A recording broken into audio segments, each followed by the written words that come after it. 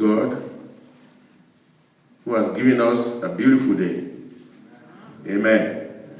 It's a great day to be alive. It's a wonderful day to be a child of God. Praise God. All right, so we are back to the 6th chapter of the epistle of Timothy, of Paul to Timothy, rather. And as our teacher rightly told us, we've seen quite a lot.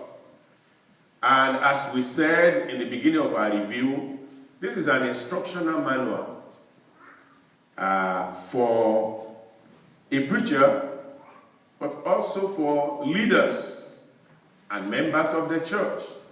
So that, number one, you know what God expects of your leaders and what God expects of you towards your leader and what God expects of them towards you. So it's a balanced epistle instructing Timothy on how to handle the church, especially as a young person who started in ministry very, very young. And then there are many aged people in the church. He needed to know how to handle them. While many of them may want to intimidate him, Paul told him that he should not be intimidated. Let no man despise thy youth. Just because you are young is not a reason for you to lack knowledge of what you ought to do. So let's go back to chapter 6, 1 Timothy 6. And we're going to take some reading there. 1 Timothy 6. Here we see, it says, let as many servants as are under the yoke count their own masters worthy of all honor. Why? The question is why? Why are we instructing the masters? The question may also be, why are we instructing the preacher? The question may also be, why are we instructing the members? There's a reason. All these instructions, we need to realize there's a reason why it is given. It is given for one purpose, and it's stated in that first verse, that the name of God and his doctrine be not blasphemed. Amen. All these things we've been reading, it points to one thing: God is holy, and he doesn't want anyone identified with him to rub any kind of ungodliness, unrighteousness on God. The reason is everything we do out there as representatives of God becomes God. What you do is what many people will see. Many people will never read the Bible. The only thing they see is what you do. And so they will say, if he is a Christian and is doing that, he must be right. Even when it is wrong.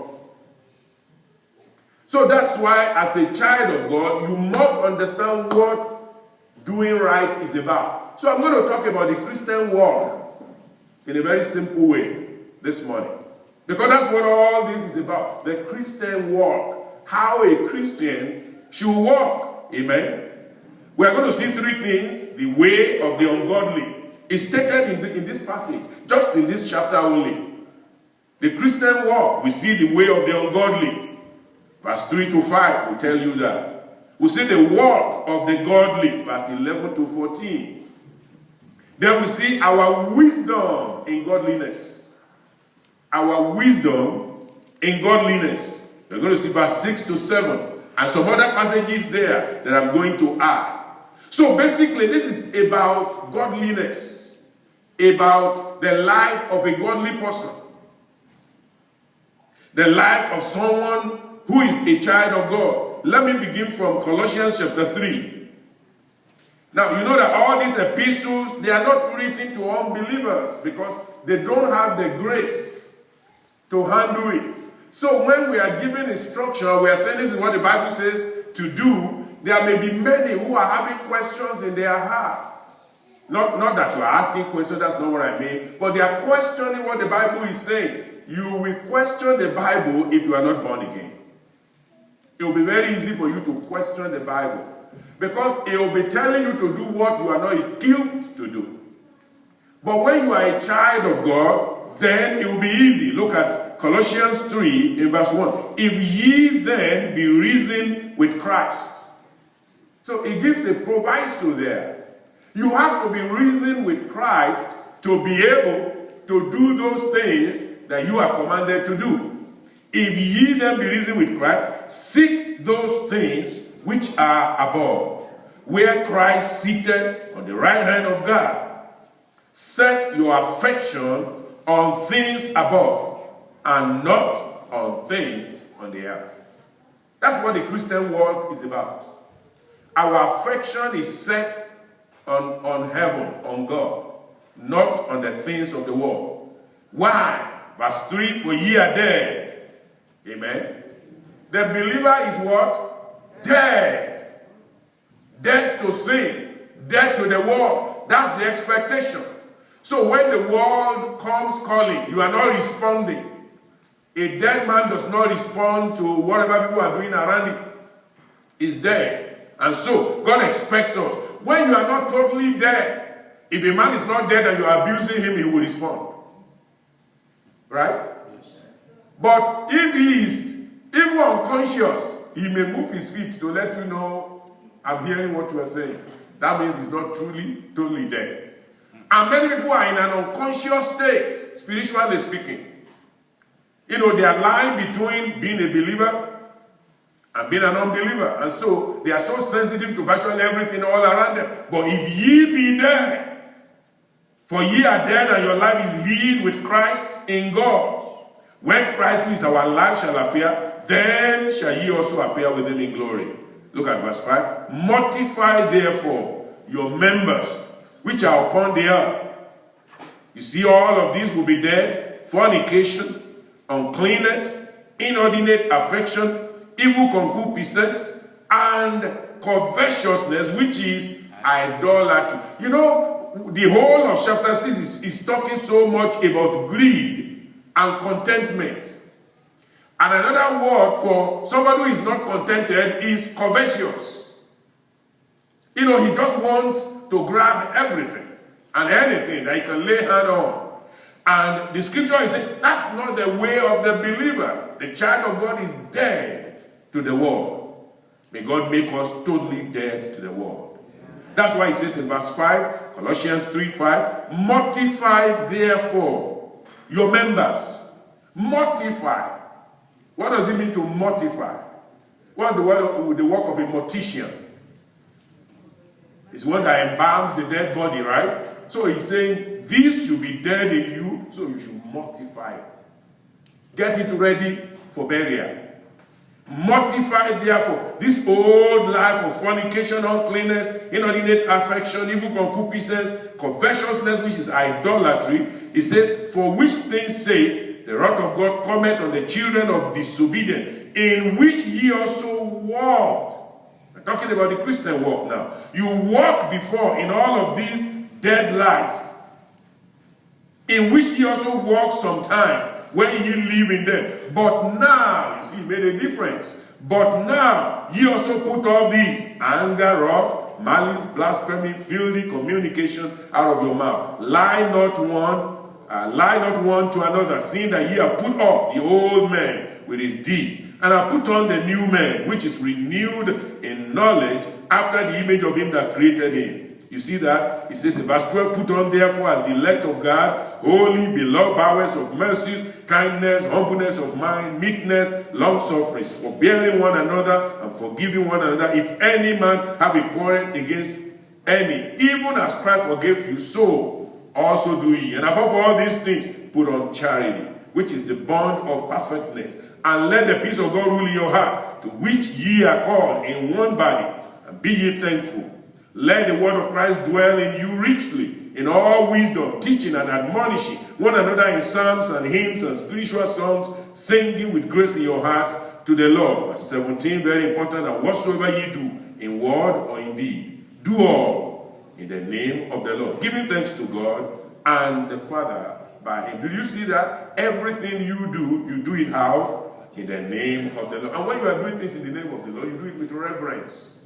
You do it acceptably.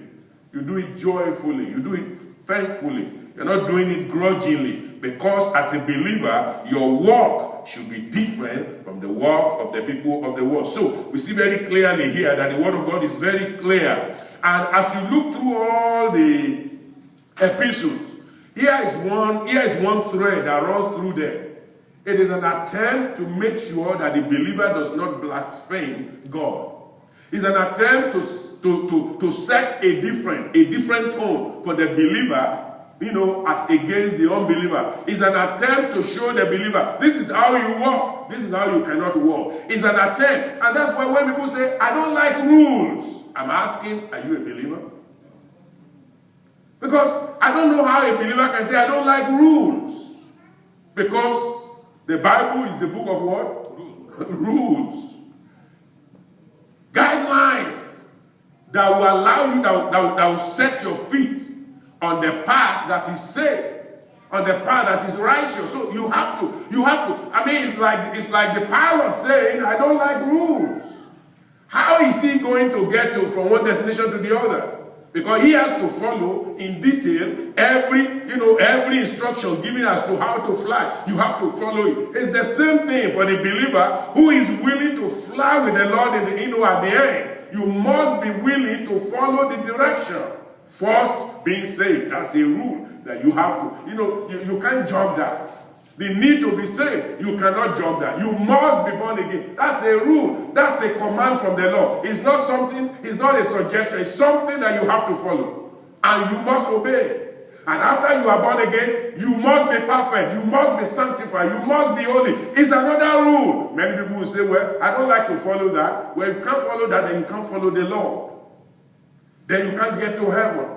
So these instructions are very important for you and I. And as you look through scripture, you're going to see it from one to the other. In fact, look at Ephesians. It's almost like repeating what he told in the book in Ephesians. It's like repeating what he told Timothy. Look at it, Ephesians chapter 4.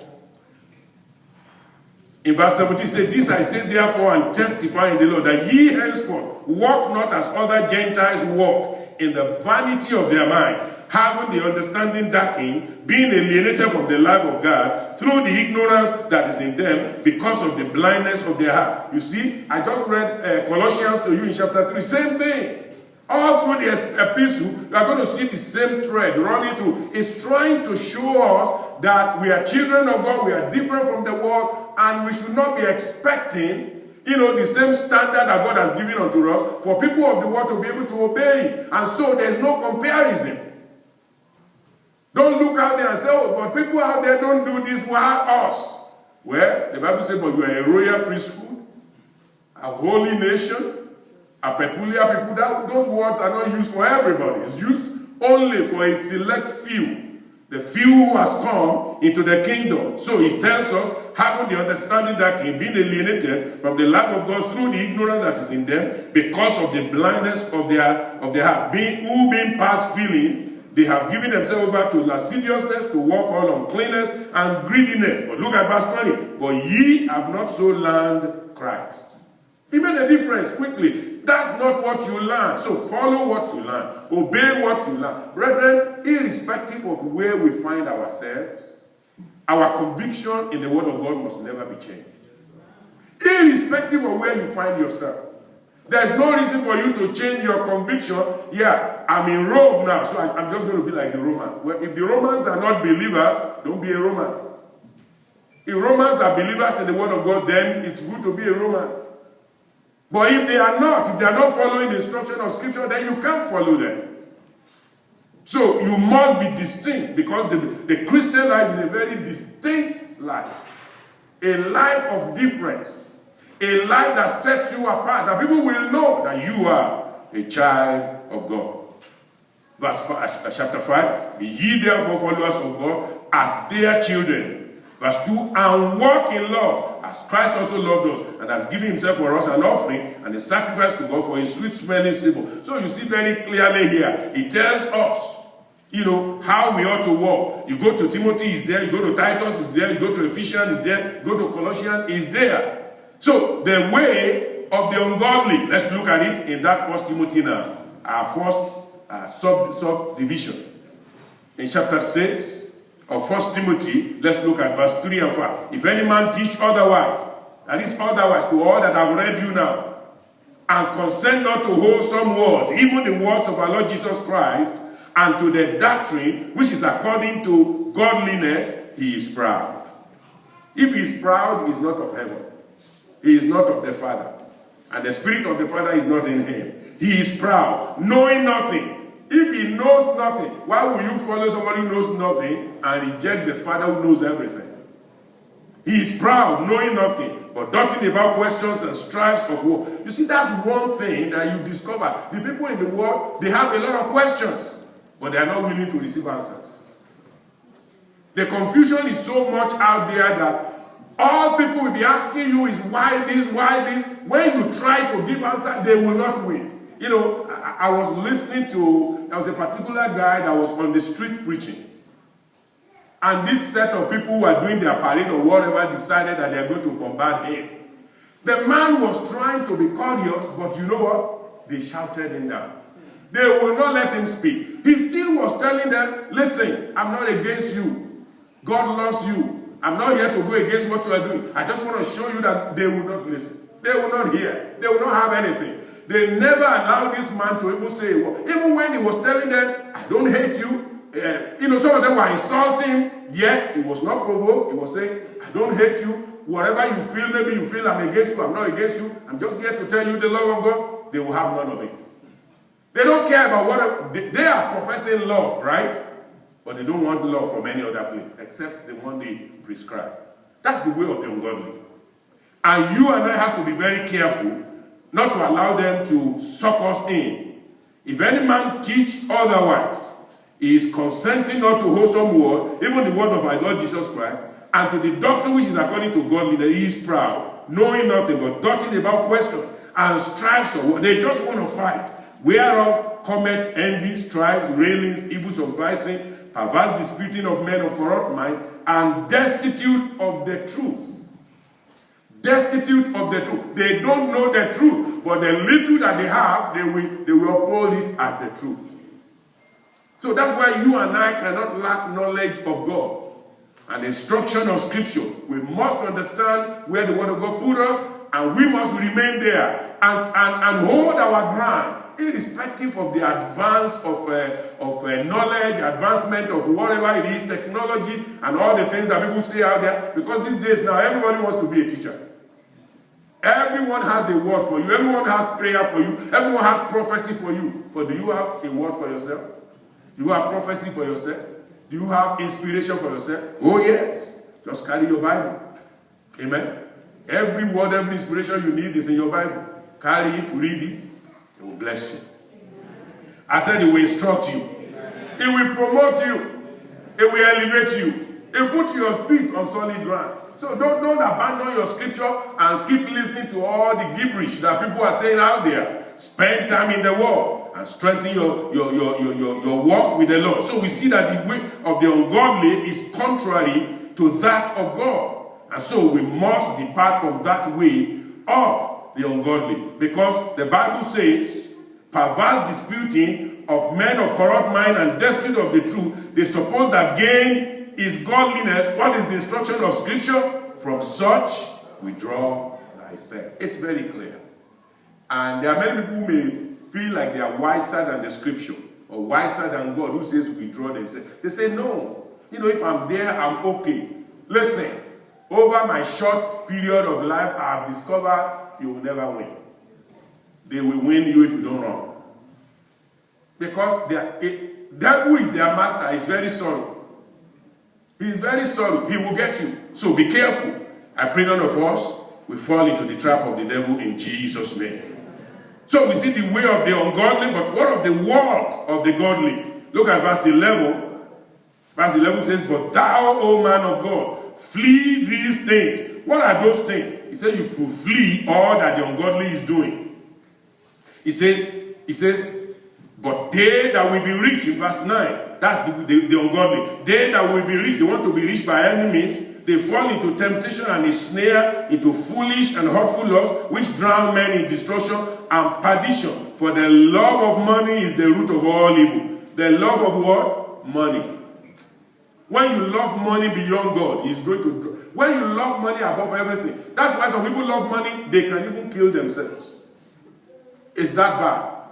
They can do what? Kill themselves. Oh, you say, Pastor, how can they kill themselves? I'll give you an example. When the evil man who's going to give you money, do money ritual for you, says you should bring part of your own body part. Go and do this, and it's you. He's not asking you to go and break somebody else. He said, breaking somebody else is even worse. But even you yourself, people can kill themselves if only they can get rich. The Lord will deliver us. He says, supposing that gain is godliness, they pursue those things. And you and I must not pursue as they pursue, because they that will be rich fall into temptation and a snare, and into many foolish and hurtful which drown men in destruction and perdition. For the love of money is the root of all evil. When somebody has an uncontrollable love for money, is it wrong to make money? No, it's not wrong.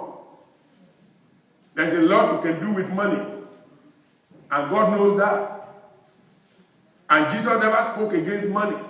He didn't say don't get money. He didn't say don't work. I'm going to talk about that in the message.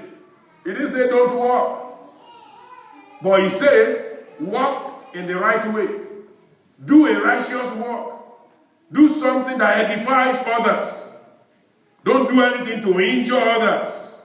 Because godliness with contentment is great gain. But ungodliness that breeds discontentment is a great loss. It makes people lose their life, lose their faith, lose their conviction. So we must stay in this walk of the godly. We remain on the godly side. We remain in the side of the Lord.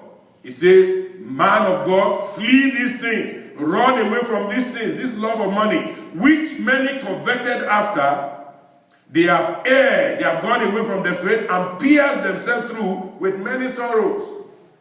Let me tell you, brethren, if you can get to the heart of many people who are rich today, you'll be shocked the lamentation that is going on in their life. It's not sin. There is a false sense of I'm okay, physically speaking. Overtly, there is a false sense of security. But many of them are not. I remember one of the richest men in the world in those days, they asked him, somebody asked him, he said, with all the money that you have, why are you still, you are not even sleeping. Midnight you are up, 3 a.m. you are up. The man said, if I don't keep doing it, somebody will just wake up and overthrow me in my game. He has the money, but he cannot sleep. Midnight is up, 3 a.m. is up, because he just wants to be up there. Fortunately, he couldn't sustain it. Pretty soon, within few years, several people surpassed him. In fact, they are so surpassing now he cannot meet up. Praise God. So it's, it doesn't end there. It's just grabbing and grabbing and grabbing. And the Bible says, don't be like that. I've been young, and now I'm old. Proverbs 37. It says, I've not seen the righteous what? Forsaken, nor his seed begging bread. Psalm 37, verse 25. So, you are not going to beg bread. Walk worthy. Walk humbly. Walk righteously with God.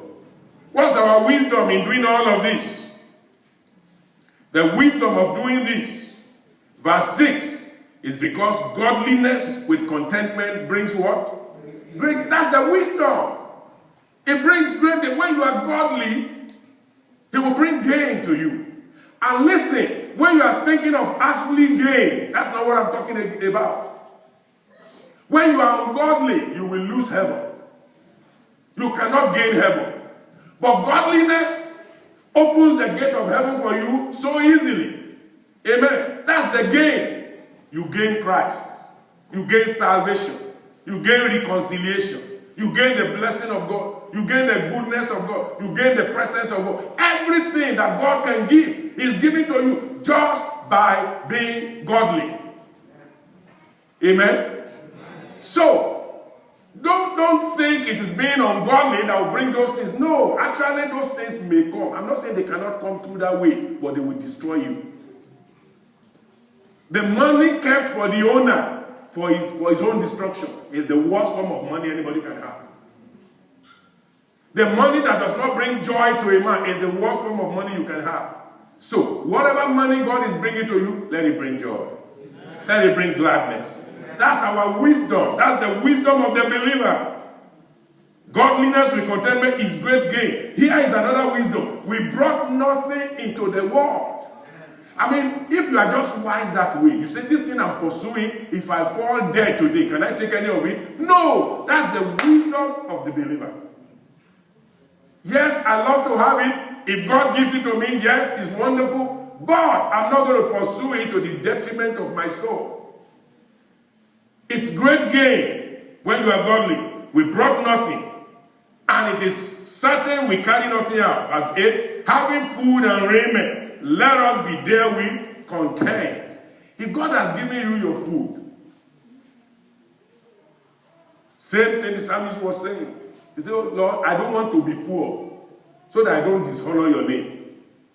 Then I don't want to be too rich so that then I'll blaspheme you too. So just give me sufficient for my life, that every day I have sufficient. Maybe just with a little to give others. Amen. That's the righteousness of the godly.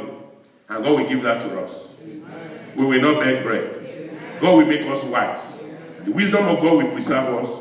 In Jesus' name. Let's rise up and just talk to the Lord. Let's rise up, talk to the Lord.